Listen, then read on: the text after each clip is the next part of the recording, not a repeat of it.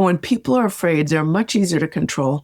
And they're all led to believe that Donald Trump is this sort of magical person who God anointed to carry out his will. And, the other side is demonic and satanic. They use terms like demonic and satanic frequently. And therefore, we've got to put our faith in him. And, he's fighting for us. So, that kind of conspiracies make it say, well, it's a mega church, draws a few thousand people, doesn't matter. It really does matter, because all those YouTubers and all those, bloggers and influencers are putting their stuff out there into the far right disinformation sphere. And that is trickling into churches. It's trickling into right-wing spaces. And even some of it is designed to trickle into left-wing spaces, like through this sort of Maha movement, where you get this sort of yoga mamas who are, into natural childbirth and, anti-vax, et cetera. And then all of a sudden they're being red pilled.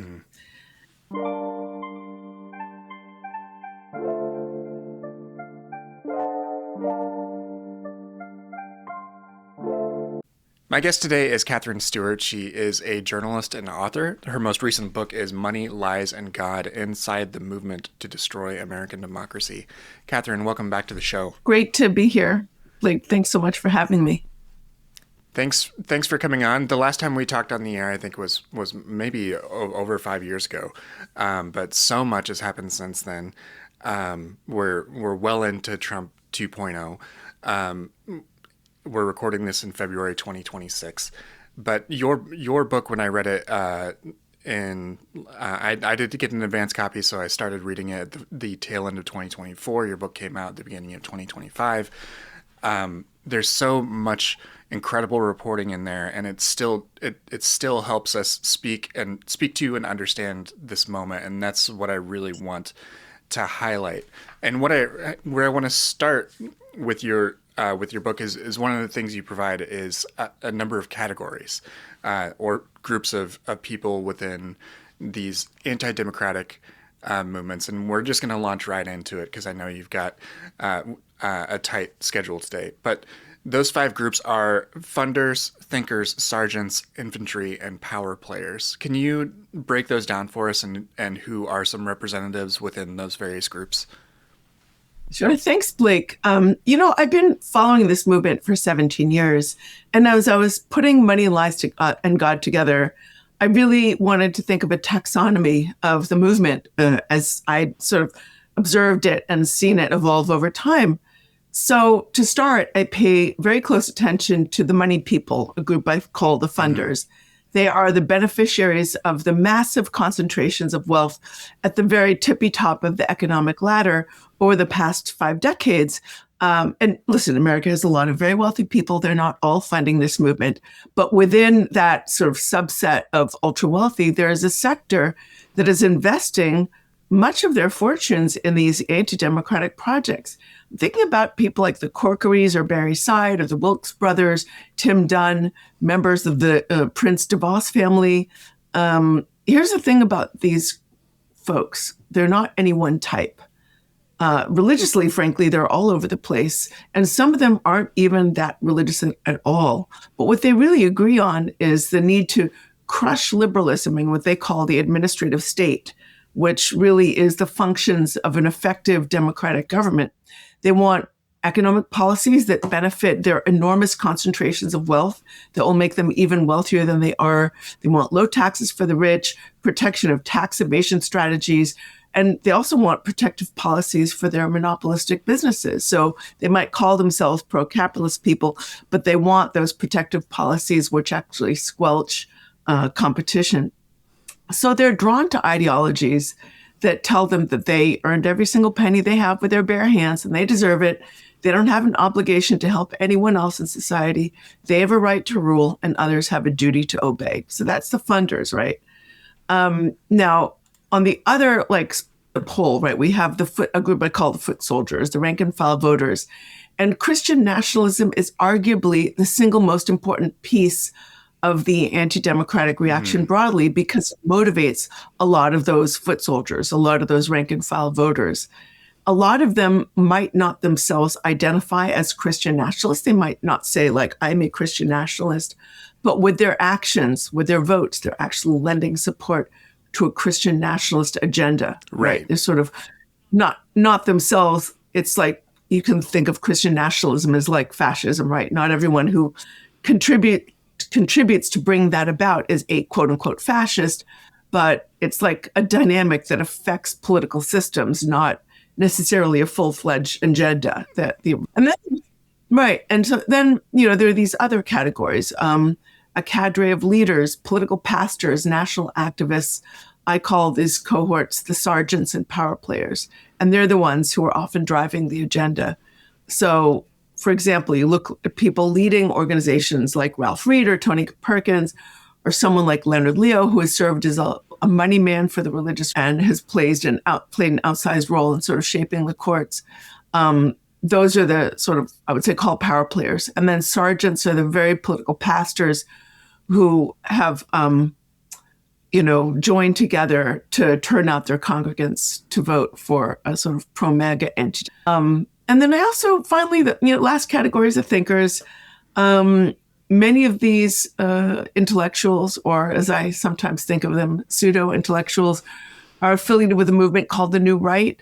And technically, they're not quite what you would call Christian nationalist. Some seem really nihilistic. A few of them identify as Christian nationalists. Many don't. And some take on a kind of Christian nationalist identity, I think, for strategic purposes rather than because they're true believers. And, they're criticizing what they call liberal elites, but they themselves really want to become a new elite. Have any of those groups changed substantially since Trump was elected and since this administration has begun? This particular administration does feel less turbulent in some ways because there's less personnel turnover. But have you seen any substantive changes since you published this book about the people within those various groups? Yes. I mean, to give one example, I think the infusion of tech money has changed the thinkers. Mm-hmm. They are ascendant in the anti-democratic movement. Now, that doesn't mean that the religious right leaders are unimportant. I mean, they certainly are important. But broadly speaking, we have a lot of tech and corporate money now behind the thinkers, behind the new right. Mm-hmm. And I think as a consequence, some of the religious right leaders, they're not the only power players. It's not that they don't matter anymore. I mean, Christian nationalist leadership is, again, really important for keeping a segment of the American population disinformed and in line, but the thinkers are riding high on their newfound power. So I think that's one change that we've seen over time. Are those figures like Curtis Yarvin or even people like Peter Thiel, like those types of figures are more ascendant at this moment? Absolutely. That whole world, that whole new right world is really ascendant. I have 3 chapters about the new right in Money, Lies, and God. And I would also direct viewers to look at Laura Field's book, which she just published a book about the new right. It's really fantastic. She's kind of been in that world for quite some time and has very carefully documented its rise and its sort of power structures. Yeah. Okay, great. I will add that book to the show notes for people to check out. You also talk about these mindsets or dispositions that are susceptible to. Maybe it would be one way to say it with regard to people that are receptive to this Christian nationalist, authoritarian, fascist, however you want, whatever sort of synonyms you want for anti-democratic movements. You talk about a number of different elements of that. I believe there are 4: catastrophism, persecution complex, identitarianism, and authoritarianism. And I'm curious about how you understand those terms and how they work together. And the supplemental question for 2026 is, do they function as well when authoritarianism is sort of on full display at a height of its power, and what we're seeing happening in Minneapolis and other places here in the United States through things like ICE that we're seeing in the U.S. right now? Thanks for the question. These 4 dispositions work together. So first, this identitarianism, the idea that you're with us, you're against us, you're one of the pure versus the impure. It's a way of dividing the population between a kind of insider versus outsider, right? A second is the persecution complex, the more at risk, no group that is more at risk of annihilation than white conservative Christians. And they feel they're entitled to rule because they represent the so-called real America, the authentic America, the founders' America. The third is this idea of catastrophism. The world is going to hell in a handbasket. We're on the edge of an apocalypse, thanks to the woke liberals, feminists, et cetera, et cetera. Drastic measures are absolutely necessary in order to save us from, this terrible fate. And this clears the way for the push for a strong man, someone who's going to break the rules because the rules are broken, they say, by the sort of other, right? And only a tough guy can save us. They want someone who's going to crack heads as long as those heads belong to their political enemies. So those messages, those sort of mindsets help make up the dynamic of Christian nationalism. And here's the thing, it doesn't actually have that much to do with religion apart from a kind of identitarian marker.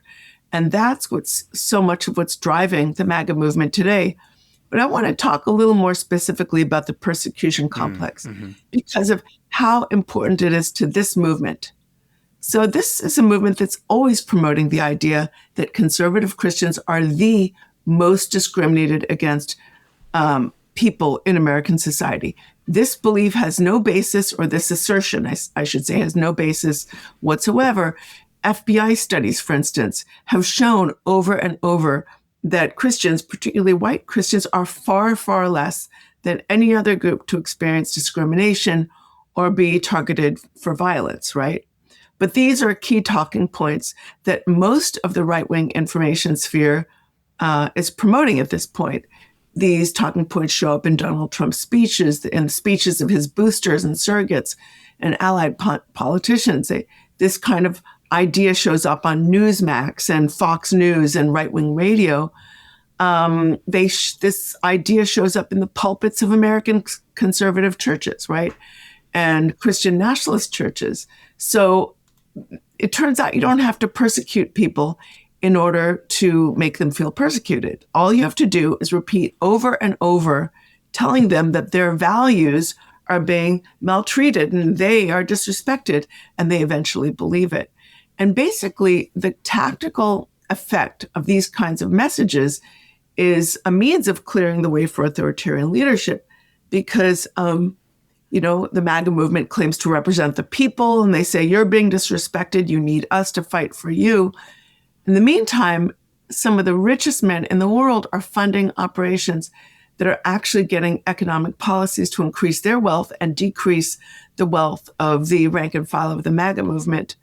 So, they claim that they're driving support, and they claim to stand for the American family, but they're driving support for politicians whose economic policies are making it so much harder for American families. I want to talk a little bit about elites and sort of the role that the elite ruling class has in this whole movement.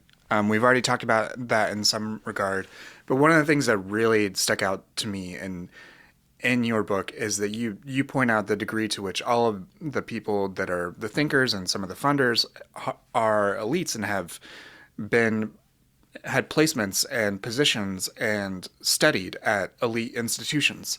So Ron DeSantis went to Harvard and Yale. Curtis Yarvin was at Johns Hopkins and Brown and UC Berkeley. Josh Hawley was from Stanford and Harvard.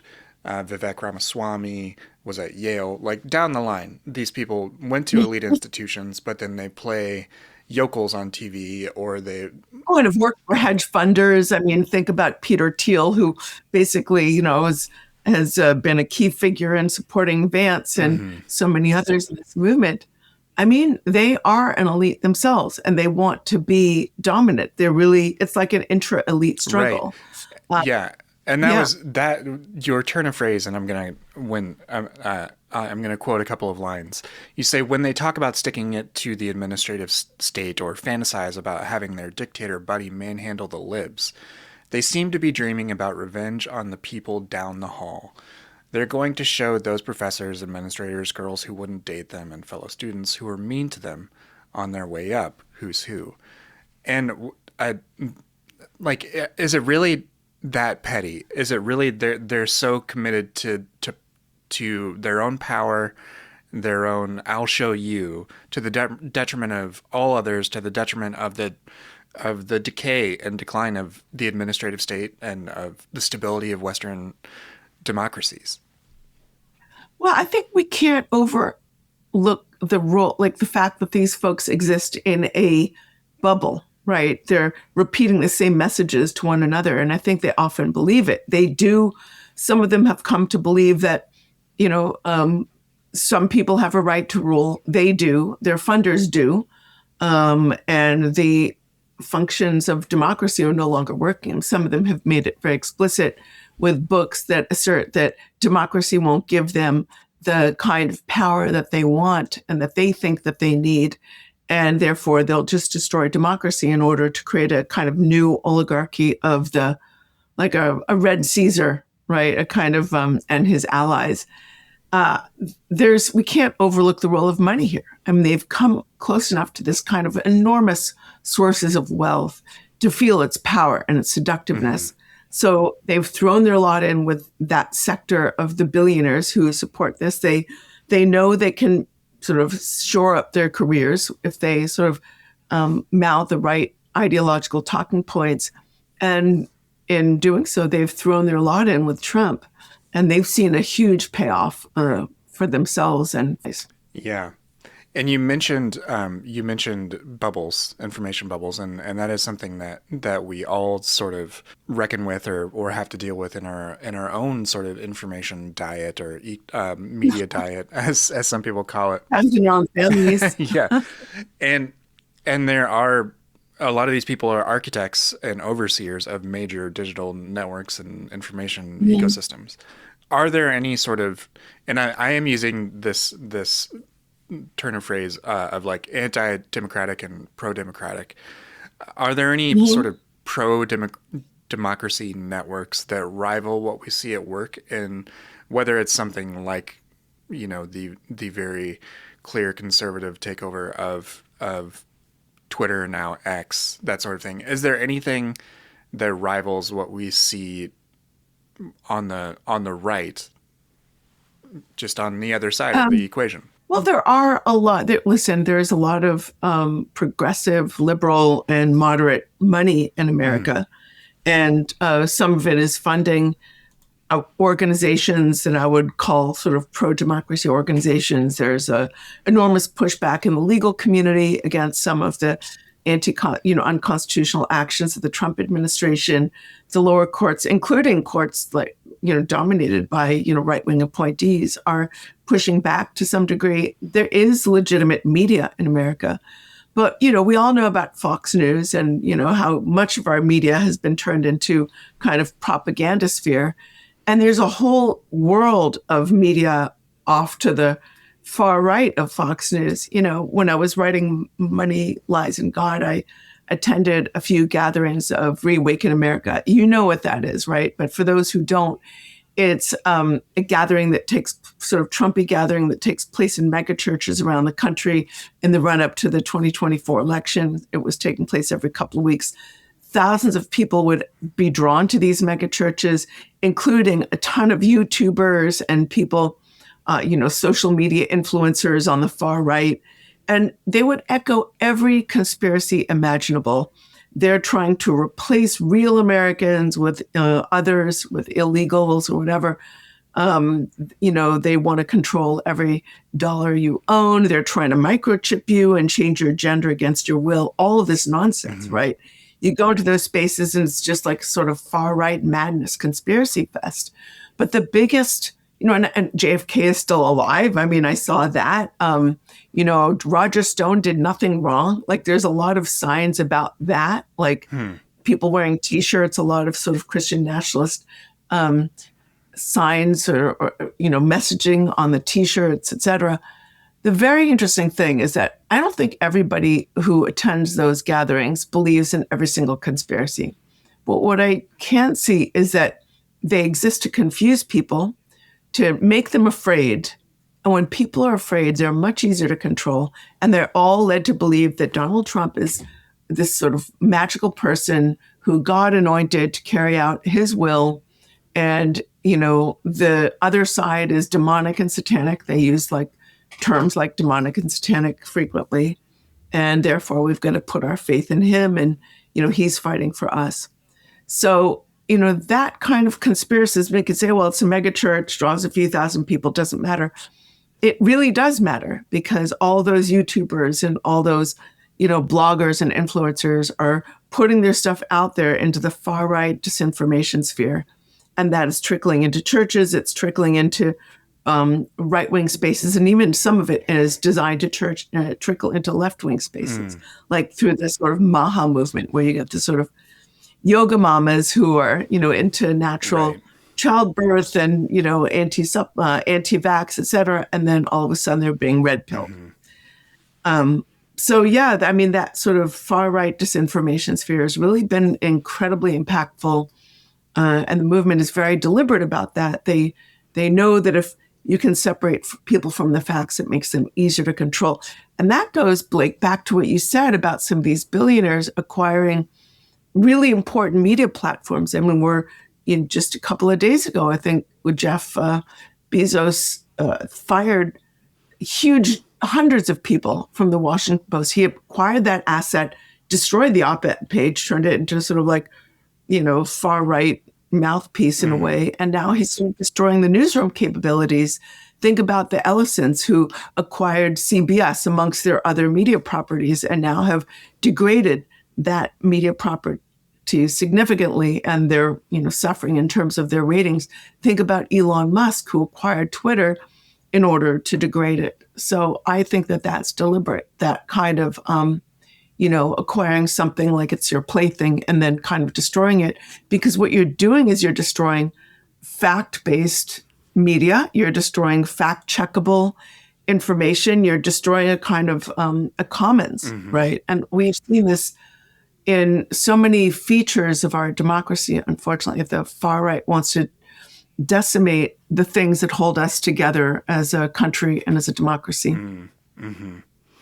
We're seeing figures like Nick Shirley, who was this 23-year-old YouTuber, whatever, alt-right influencer, make some outlandish claims about Somalian, about Somalians in Minnesota running daycare centers and alleging. Well, there was, let's be clear, there was a really terrible scam that was being run, and a huge amount of public money was basically stolen. I want to point out that similar scams have happened in Texas, in Arizona. We're not seeing the same ICE response in those areas. If you want to look for a scam, by the way, let's just go look at the White House, where we have seen unprecedented levels of corruption and graft. Our president has turned the White House into his ATM, basically. He and his family have enriched themselves to the tune of billions of dollars. He's basically selling off our country for cash for himself and his buddies.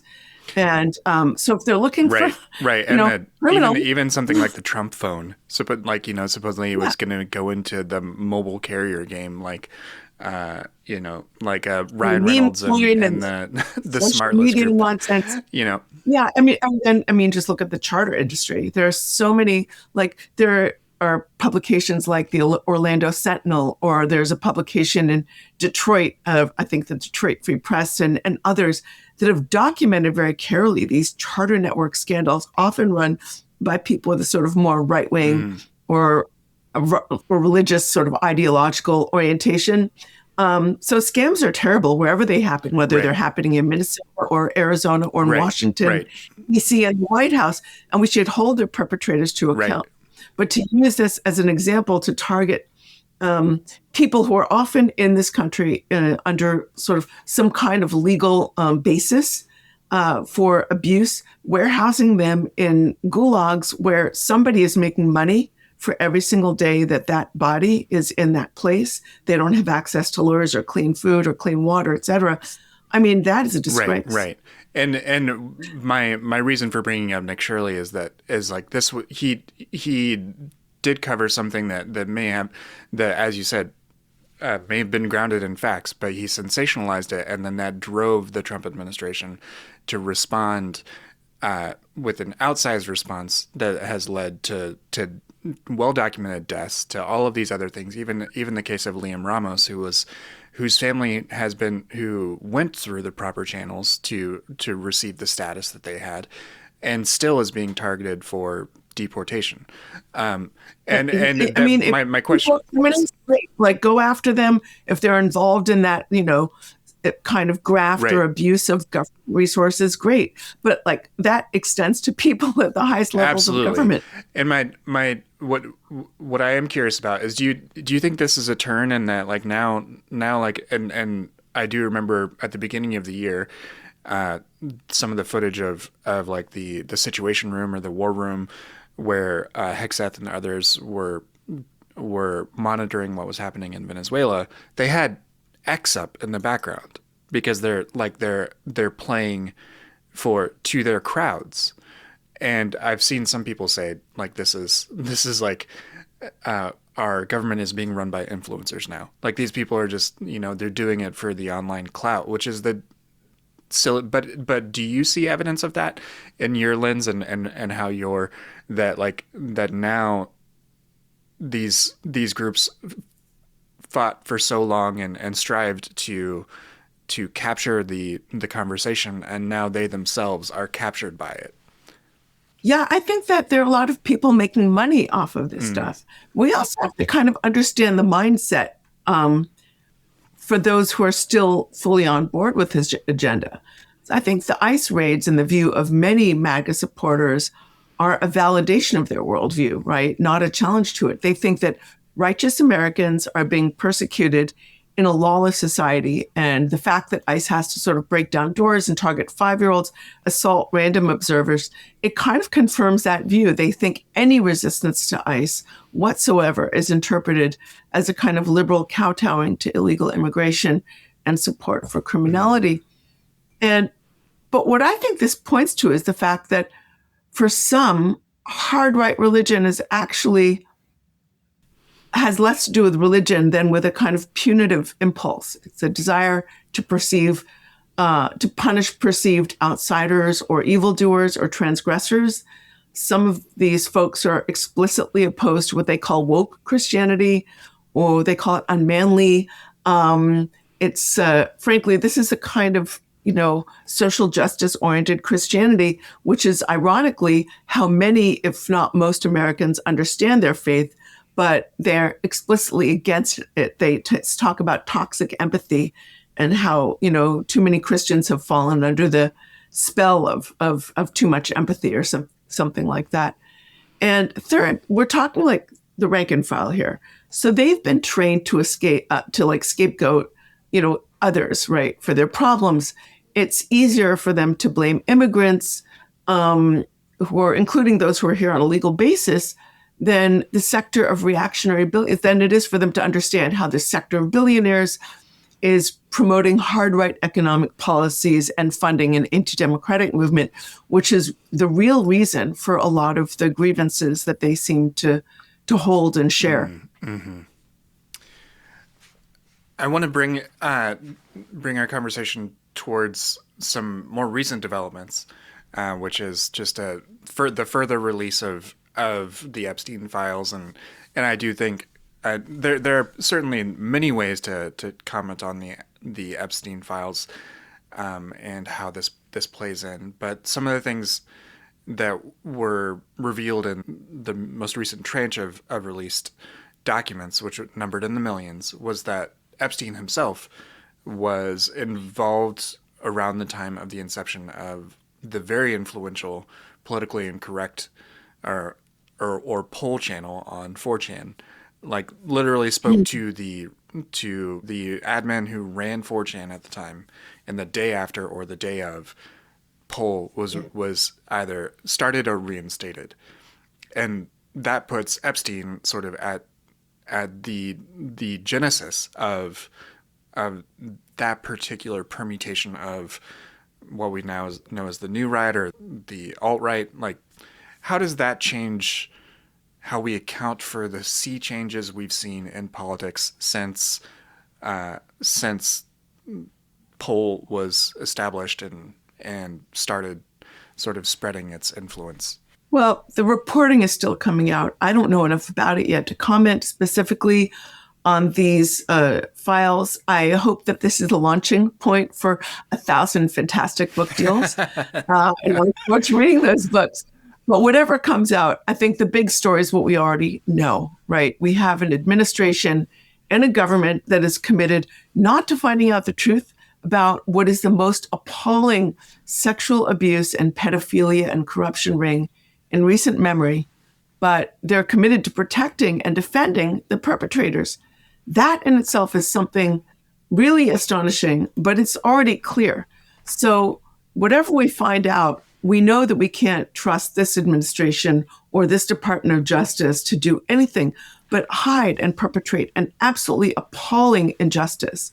And the details of this stuff are shocking. The fact that you had people like Acosta and Pam Bondi sort of covering up Acosta from way back. Even Bill Barr, his father was an associate, or I think hired Epstein for one of his first jobs at a school, right? And his involvement does not appear to be completely neutral either, although I don't really know the details, so I don't want to, I'm not making any accusations here. But what we are seeing is this overwhelming drive from this administration and people associated with it to protect these perpetrators. We've seen an alliance with criminals, but it doesn't surprise me, and it shouldn't surprise anyone who's been paying attention. Well, your book, very thankfully, I think, ends on a forward-looking note, and that's where I want to wrap up this part of the conversation as well. Your book ends with these 6 findings, and if you don't mind, I'll read them out. Yes. The first is we're still in the majority. Second is that they are divided. Third is the separation of church and state is a good idea, and we should try it. I love that stinger because it doesn't seem like we've been trying it for quite a while. Fourth is extreme levels of material inequality are eroding democracy. Fifth is knowledge is power, and the final one is organization matters.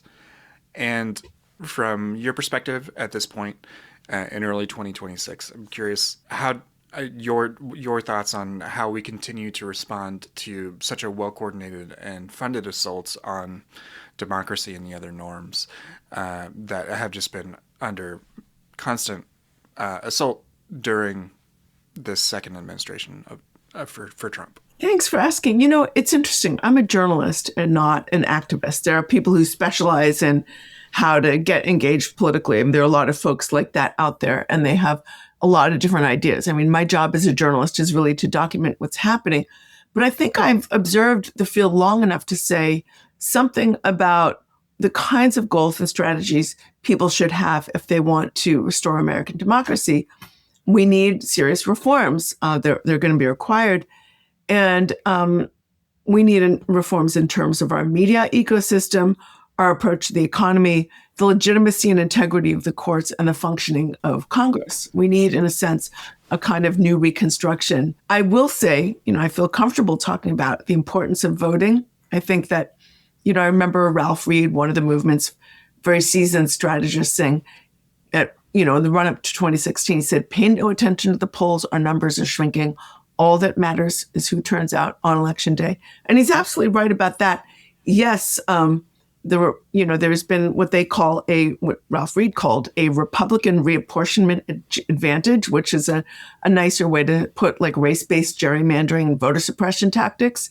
And he sort of was so happy about like, if they're up 1% to 4%, we win. If they're up 5% to 7%, it's a jump ball. If they're up 8 points or more, they win. So you can see that the field is tilted. On the other hand, there are more of us than them.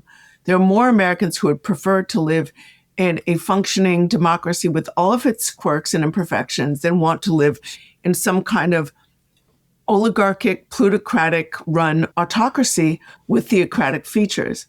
So I think the best hope of a sort of idea of equal rights and justice for all is in our democracy, as sort of quirky as it may be. And, now is not the time to sit on your hands. Now is the time to get out there. I mean, there are things we can do as individuals and things we can do better when we join together with others, supporting pro-democracy organizations, voting not just in national elections, but in local elections as well, where a lot of folks don't vote, paying attention to what's happening locally, as the folks in Minneapolis did, because a lot of this stuff filters down to the local level.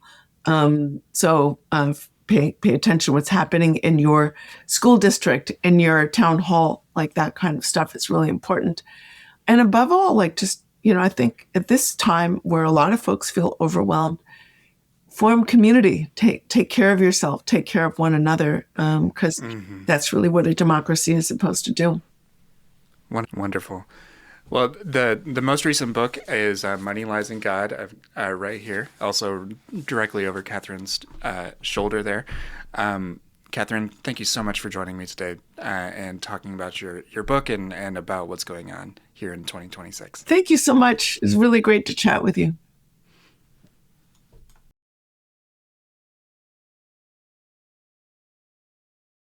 Hey, thanks for watching this episode of The Good Books, where I talk to authors about books that go beyond the most recent releases and headlines and help us understand the world and our place in it.